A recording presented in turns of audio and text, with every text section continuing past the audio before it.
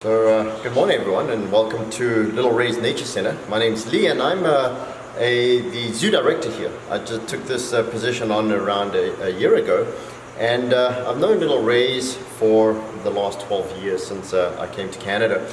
And it's a great organization. We have worked on different reptile rescues and things in the past, and I came on board in March, and it's great to be a part of a team and a company that has such a great outlook at animals and rescuing them, the conservation of them, and the preservation of them.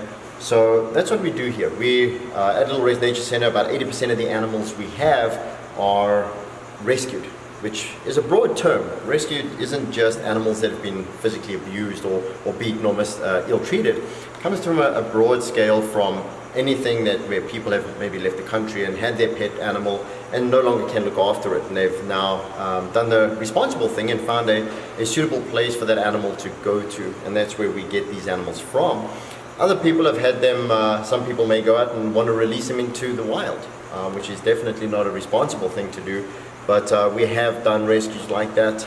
We've also had animals that have just been merely dropped off on our doorstep. We came in fact this last summer, we had 3 red containers dropped off on the doorstep, and as we opened each one, on the top of each one it did say there was a boa constrictor inside. We opened it and we did find a boa constrictor inside, and that's very fortunate, because sometimes people drop these containers off with these animals in on the doorstep. It could be in the middle of the night or early hours of the morning, and sometimes we come in and open them and there's nothing even in them, where the animal has escaped because the box is not a secure box.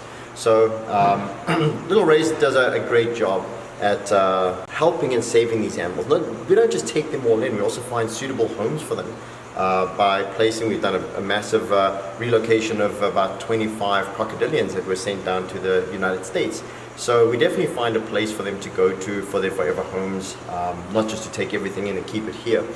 We also do conservation work, so in other countries, helping fund projects. They just did a big project out in Myanmar, helping the Indian star tortoise and the breeding and preservation of those guys, because they're a super rare turtle species. So we definitely do a broad amount of work in saving and helping these animals. And it's through conservation, but also through education. So by outreach programs, birthday parties, going to the museum setups that we set up for in the different locations, where people can come in and get hands-on and get to learn about these animals, what their history is, and by getting somebody a chance to touch and feel one of these animals is drawing and giving them that connection to nature, which will help them want to save these animals, because we see it every day these days, all the negative about animals and not being helped. Little Ray's Nature Center is definitely here to help save and preserve these animals. Alright guys, so here we have one of our native species, and this is one of 8 turtle species found right here in Ontario. It's a little spotted turtle, and Little Ray's Nature Center does a lot of work with the Ministry of Natural Resources, and that's where we receive most of our native species from garter snakes, black rat snakes, little native turtles. And unfortunately for this guy, he was actually picked up and taken from a cottage, and somebody thought it would be a great pet to have at home, and they kind of got tired of it, and they wanted to surrender it. And obviously things like this have to go through the ministry, and they take them in, and unfortunately, because turtles like this aren't always known where they came from, they can't be released back into the wild. So we take them in from the ministry, and we work with them to help educate and teach guests about our native species. I mean, so many people know about animals like giant pandas and rhinos that are at risk in different countries and parts of the world. But when you speak to people and ask them about our native species, how many turtles do we have? Do they know how many of them are endangered or critically endangered? And so many people are not aware of these animals that we have. So we definitely use these guys to help teach that. Show people that when you're up at the cottage and you see a turtle out in the wild, don't pick them up and take them home, put them in an aquarium. Definitely leave them outside, observe them, let them go. If you see them crossing the road, how to pick them up and move them safely out of the road, not to take them home again. Because like this little guy now becomes an ambassador because he can't be released. Maybe because of genetic pollution, because of not knowing where he came from, risks of possible infectious diseases getting out, where maybe the people who owned the turtle had other reptiles from other parts of the world. So there's lots of things that we have to take into consideration before we're able to actually take an animal and let it go back into the wild.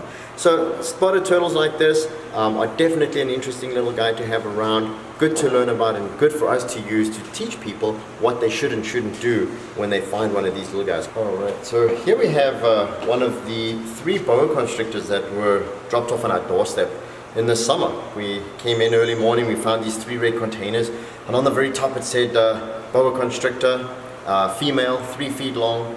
And then the second one had female boa constrictor, 3 feet long, and the last one said male boa constrictor may bite. And when we see things like this, we obviously go and check immediately, see what's in there. We did find these boas, and this is one of the 3 that were found.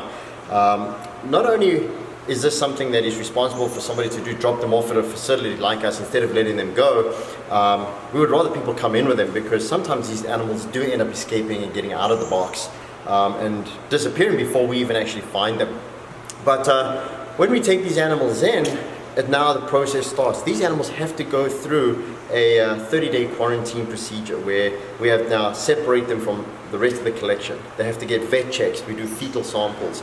We do blood work, make sure that there's no bacteria or viruses or diseases that are going to get passed across to the collection. And one of the boas that we brought in was very, very skinny, and it's taken us time, but they've all eaten from day 1. They went through their quarantine process. They've all come back with a very good, clean bill of health, which is a good thing. And we've now had them since the summer, and they all seem to be doing really, really well. One of them, actually one of the males, the male that we have actually, was rehomed to one of our staff members. They were looking for a boa constrictor, and they were nice enough to give one of these snakes a forever home. And that's exactly what we do. We try to find homes for these animals that can be placed, as long as it fits within people's bylaws, and they have a suitable setup that are required to keep one of these animals. We can then actually find these animals a forever home. But yeah, I mean, it's a beautiful looking animal, and it's sad that obviously somebody had it as a pet and either could no longer look after it, and they brought it in, dropped it off on our doorstep. But here you can kind of see what we get. She's a film star.